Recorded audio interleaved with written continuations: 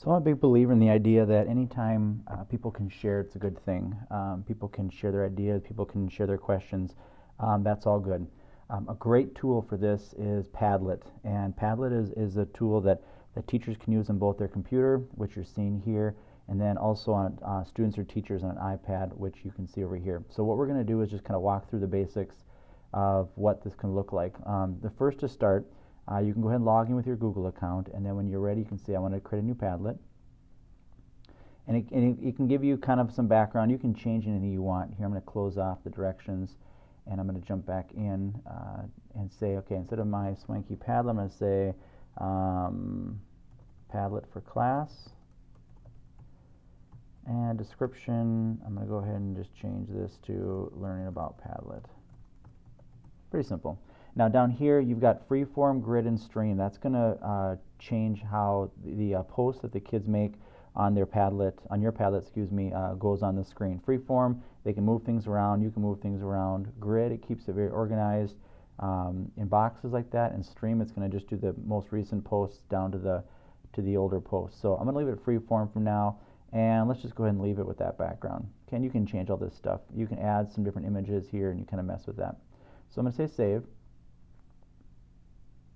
and my Padlet's ready to go. So now I can go ahead and post by just, as a teacher, I can post by just clicking here, and I can ask questions. So question of the day, what do you think about innovation? And you can also add multimedia, so you can bring in attachments with audio, video, images, files. You can do a fair amount with this, and I can go ahead and move this around. I'm going to put this up here at the top just so it kind of stays out of the way. So now let's get kids involved. So let's flip over to our iPad, and let's go to Padlet.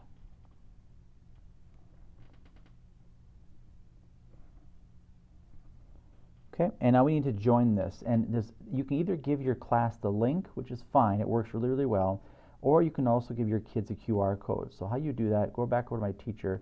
I'm going to say share, and right here is the QR code, or I can copy the link and put it into Edmodo or Moodle or Seesaw or anything like that. So I'm going to go ahead and leave the QR code up there, and on my iPad I'm going to jump into this like so. Okay, I'm going to say scan QR code. Now you can't see this part, but scan QR code. You can see I've got my camera there, and I find the QR code. And now you'll see that my iPad is on the same Padlet, and you can see the question of the day up there in the upper left corner. So as students, I can go ahead and just hold down, or double tap, and I can leave my ideas. So I'm going to say my student name, and innovation is, I'll just say ... for now. And again, kids can leave audio, kids can leave video right on their iPad.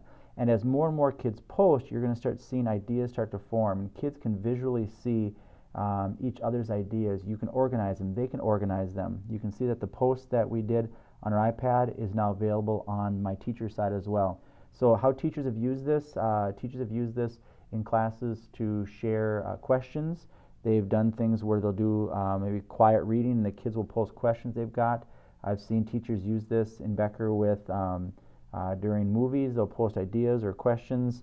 They'll be sharing ideas from maybe a discussion they're having in class. They're building categories, maybe things that are and things that are not, for example, and they'll put categories in. There's just a whole host, but again, sharing this out with kids is a way for them to collaborate, communicate, and really kind of share their thoughts and ideas.